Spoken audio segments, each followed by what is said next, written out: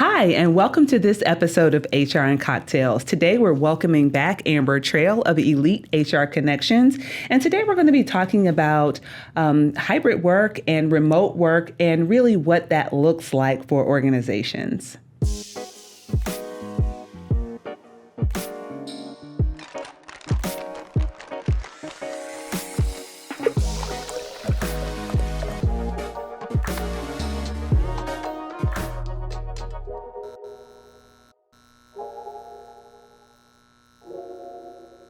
So Amber, welcome back. Thank you. Yes, and for those of you who didn't see the previous episode with Amber, she shared some insights and information with us about the Department of Labor's independent contractor rule and how to determine when someone is a 1099 or a W-2. And we really appreciate that insight, and we're really happy to have you back. Thank you so much for having me. Yeah, absolutely. So for those that may not have heard about Elite HR Connections and about you in the previous episode, please tell us a little bit about you. Yes, so I'm Amber Trail. I've been in HR for about 15 years, and I kind of have a love-hate relationship with HR.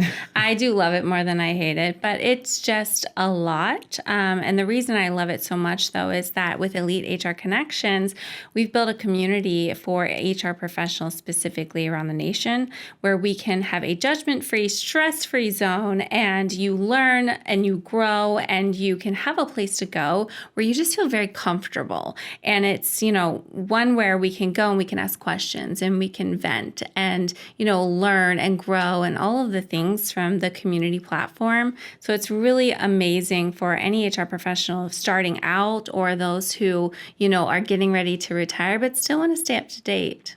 Yes, absolutely. And I think that connection is really important, particularly as we talk about people being remote or hybrid, Yes. right? So you may not be in the office with your colleagues or your coworkers. I think in HR, particularly for the types of clients that we work with, there's a lot of HR department of one Right. or completely outsourced HR. So you really don't have that network and you really don't have the individuals to, quite honestly, commiserate with, right?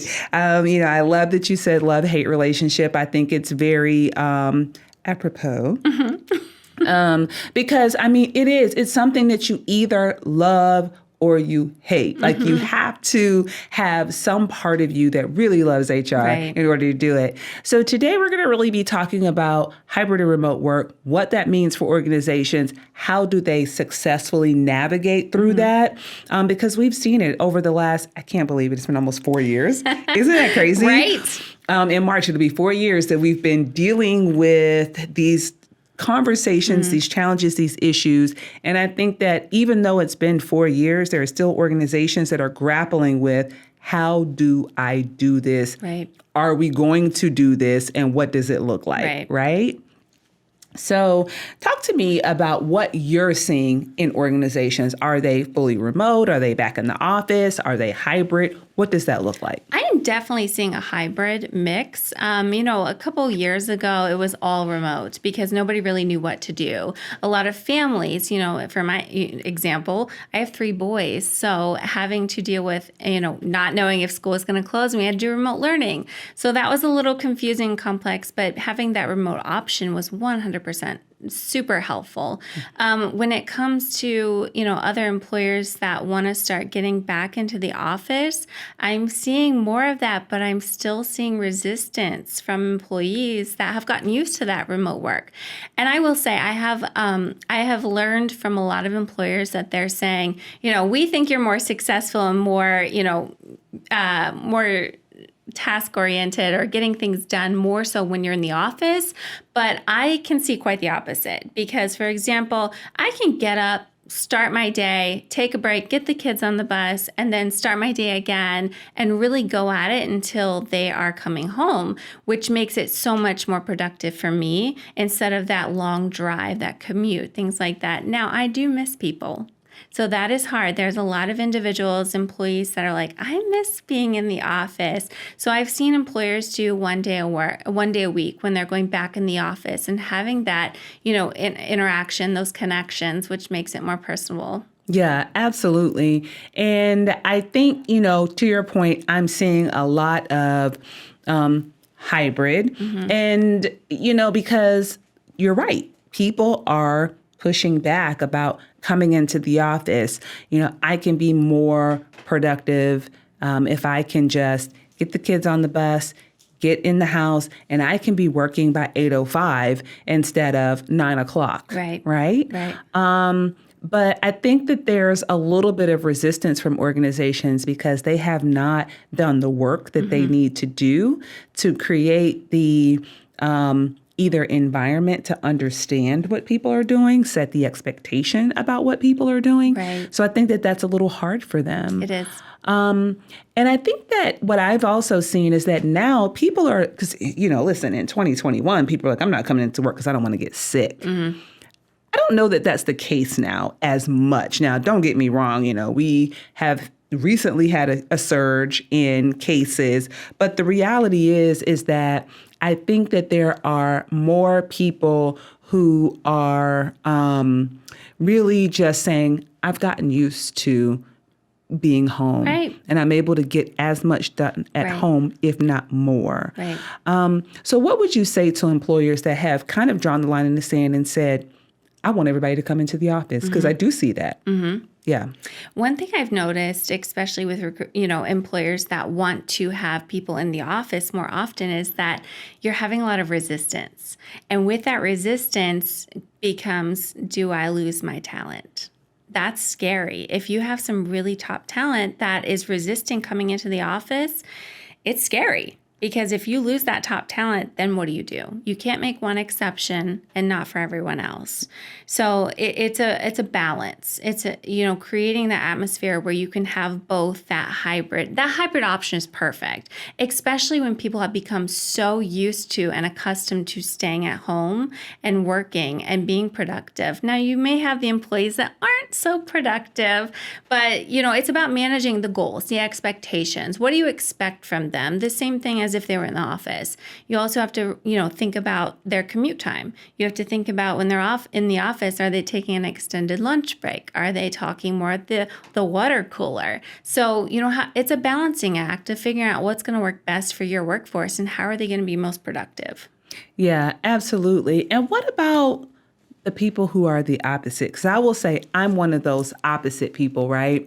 So I go into the office every day, even though I'm the only person in there, because I feel more, I feel like I'm getting more done. I feel that I am more productive in the office. When I'm in my home office, I am easily sidetracked. Plus, my husband works nights, so he's home during the day.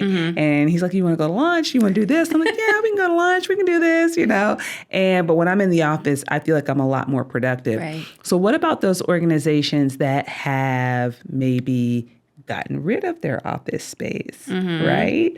What are some things that might be some opportunities for them, for people who are like me, that are like, I need to be in a space that's separate from my home space in order to feel productive?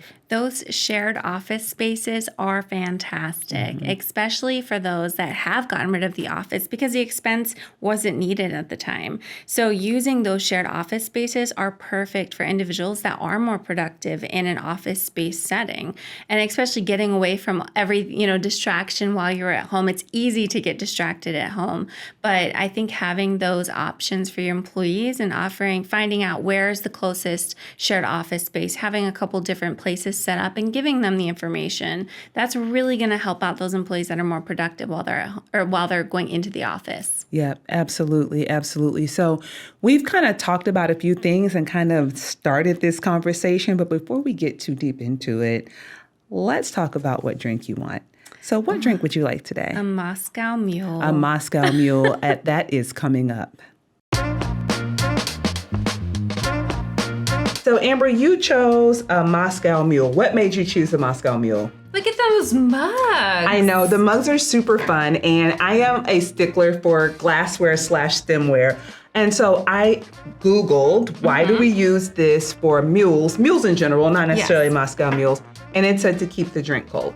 Very anticlimactic, because I really thought it was going to have some type of real reference. Yes, exactly. So we're going to make a Moscow Mule, which is a very straightforward recipe, right? And we actually don't need the shaker. I brought it out here, and then I realized that I do not need it. So it all gets made right in the mug. But what I will say is I chose Gosling for my ginger beer because it is a very smooth and mild ginger beer. There are some ginger beers that are very spicy. And there are people who like spicy ginger beer, but we need smooth. I need smooth, exactly. So that's why I chose that one.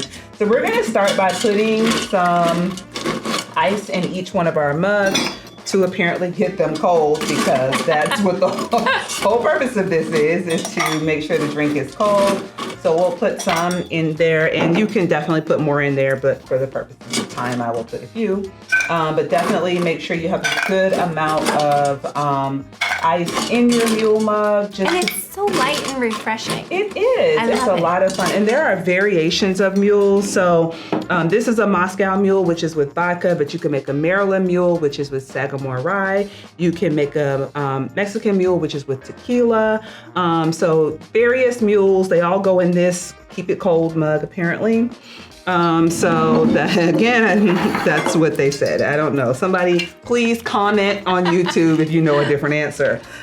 So we'll start with 2 parts of vodka in each mug.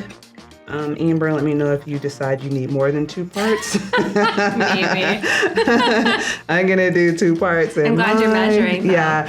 Well, listen, I'm measuring for the purposes of this. At home, there's no measuring. It is freehand and eyeballing it, which is a technical term, by the way, eyeballing it.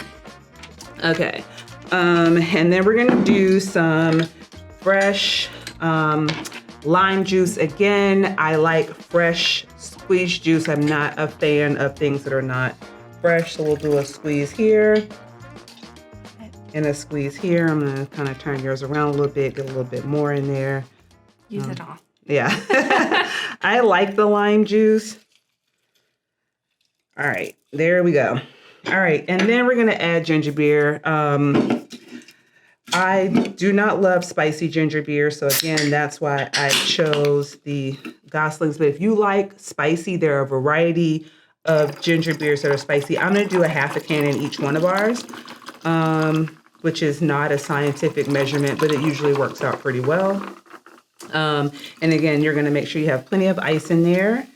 And this is our Moscow Mule. All right, cheers. Yeah, it's good. It tastes just like a Moscow Mule. So Amber, we have our Moscow Mule. Yes, so we do. Cheers. Cheers. And you may notice that we now have limes on there, thanks to me remembering after we made our drink. So cheers.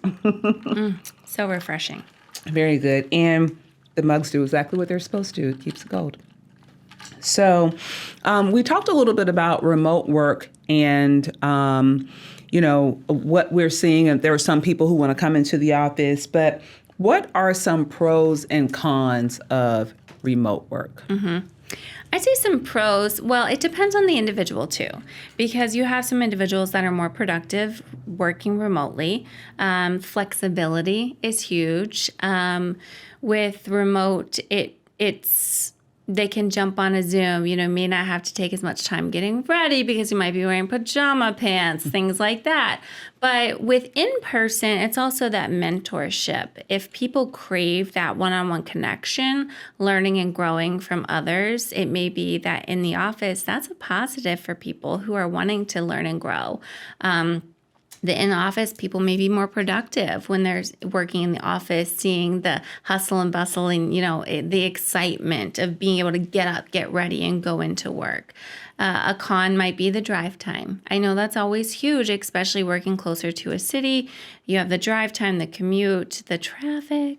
But that's also kind of gets you ready and prepped. I know when I was commuting to a position, it was my release time. It was my special time that I could just sit back, relax, and just think about everything that needed to be thought about before I went home to my family. Yeah, and with 3 boys, I can imagine that you need yes, that you need that. I just have one, and not a boy. I have a girl, which is another level of Yes. of fun. Yeah, I think that, definitely some of the pros are, just being able to get things done. But I think also some of the pros are, and this is what I actually apply it to the outsource model as well. When we tell clients, well, we'll be able to do that in 20 hours a month. And they're like, there's no way you can do that in 20 hours a month. I'm like, absolutely we can, because we don't have to do some of that interaction that's just filler time that happens when you're in person. Right. So you actually get more done in a shorter period of time if you have the right systems in place, right? If you have the right processes in place. And to your point, depending on the person, if they're disciplined enough to get that work done the way that they need to. And I agree that some of the cons can be the commute time. But I think that one of the cons, which is on the organization of remote work, is lack of standard operating procedures, lack of productivity metrics, and lack of performance metrics. Right. Because what we found when people were going into just immediate lockdown was that they were like, oh, I don't know who does that, and I don't know how much they're supposed to get done. Right. And there was just a lot of people being unsure of continuity plans, of performance expectations and standards. So I think that some of those cons are on the organization because they have to do some of that hard work to make sure that they're creating those expectations and those metrics for people. So with that being said, work expectations and standards are one thing, right? But what we heard a lot of is, how do we keep our culture? How do you maintain organizational culture in a remote and hybrid environment? So what have you seen, and what advice would you give around that?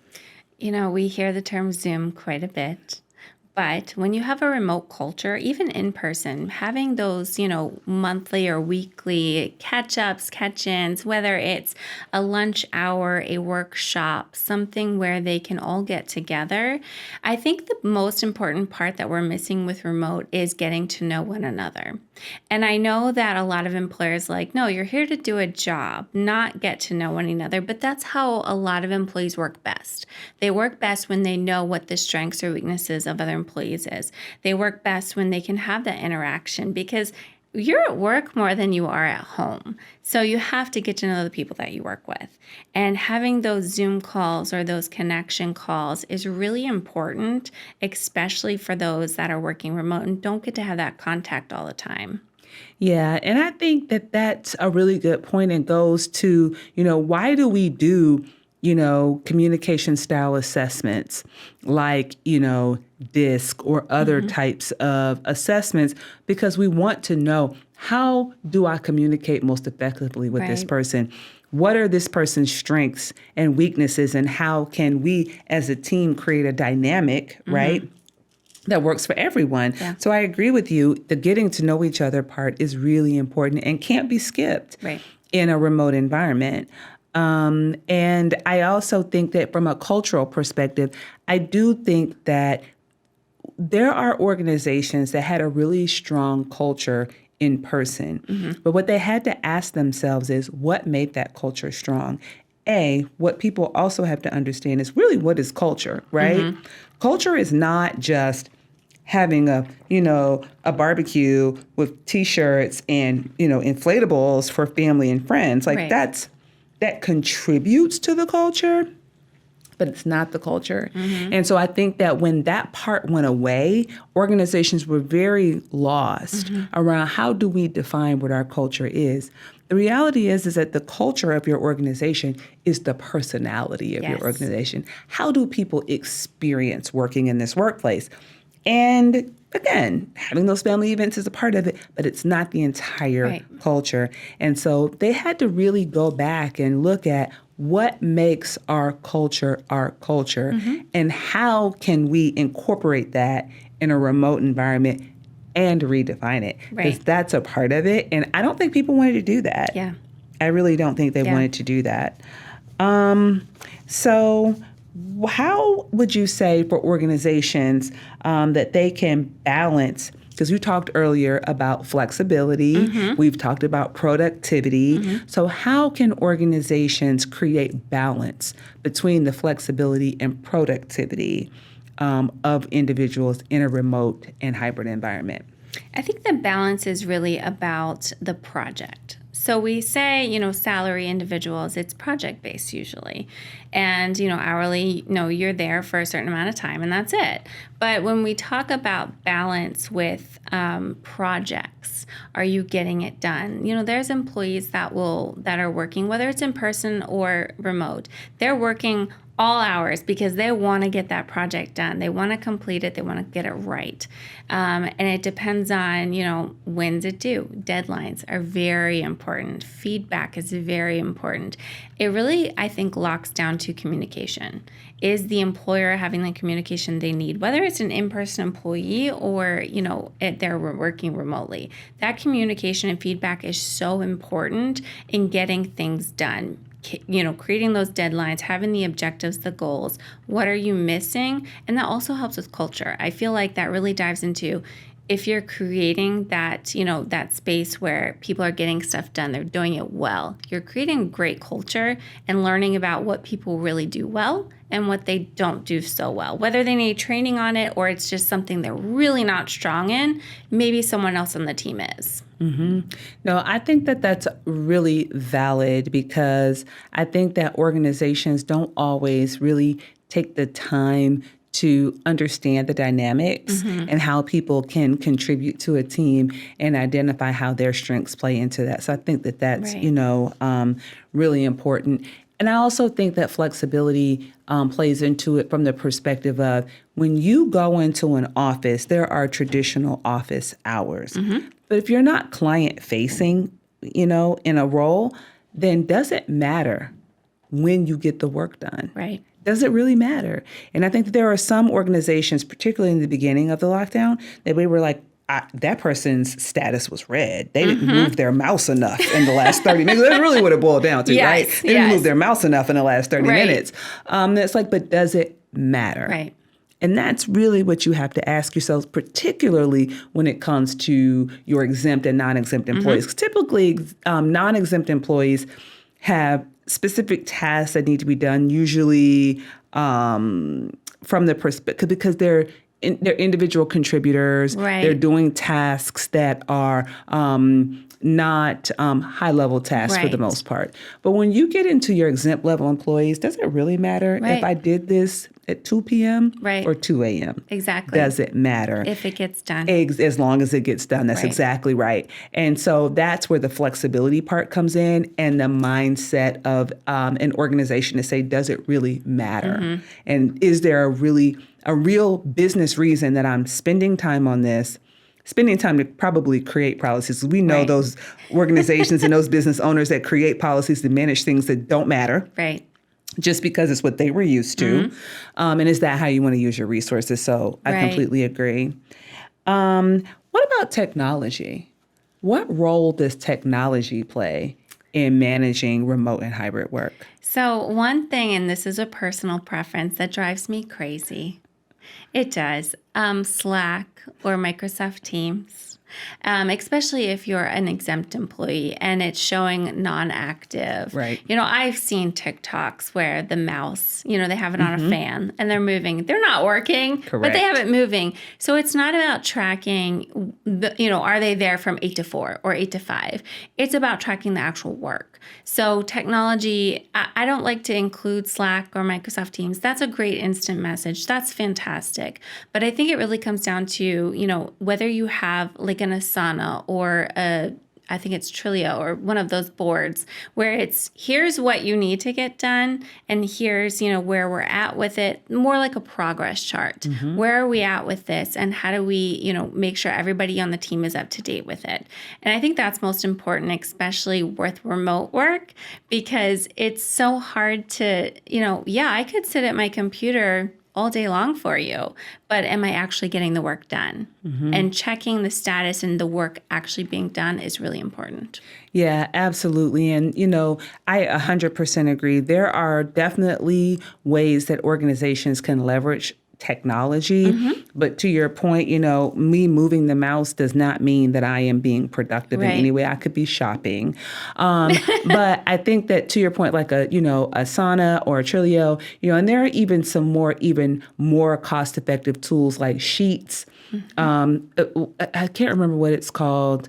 There's one where it's like a spreadsheet type of project management tool. It's like a very inexpensive way to just assign tasks and assignments to people. I don't remember if it's called Sheets, but it could be. I don't know. But it's a very inexpensive way to really set those things up. So even if it's a small business that has limited resources, there are ways that you can manage through that and leverage technology to determine how productive people are being in a remote environment. Because what I think is that what I've seen is that there are some organizations that are saying, listen, they might say people aren't being productive, but what they're really saying is that I don't know how to measure whether people are doing what they're supposed to do. So my default is going to be tell everybody to come into the office. Now, there are some organizations and the type of work that they do that it makes absolute sense for them to all be there together. But there are, and I think that the last 4 years have shown us that there's not necessarily a need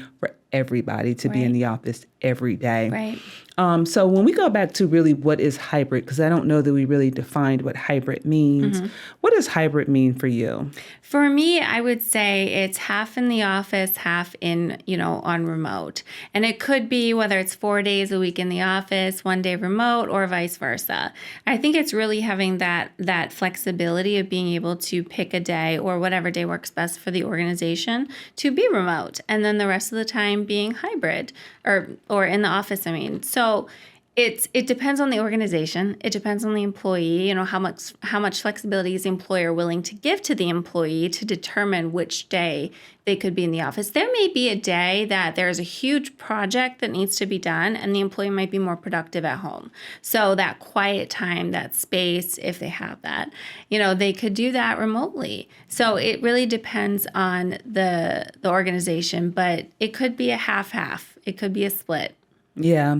And I think, it's also, organizations don't have to feel like they're hamstrung into letting the employee determine what that looks like. What I've seen is there are organizations that say everyone needs to be here on Tuesdays and Thursdays. And then if you want to work remotely on the other day, but everybody's in the office on particular days. And so that's how they manage it.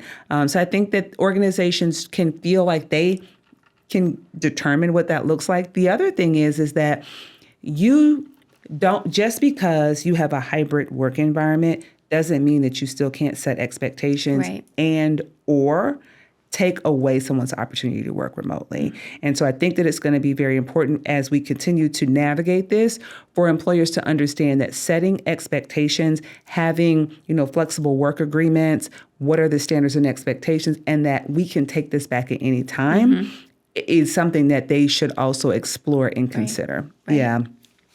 And so before we close out today, what are some of the mental health implications of remote and hybrid work? It depends on the person. So if the person needs a lot of, interaction, they're more of an extrovert. They need that, the fuel from others, their energy.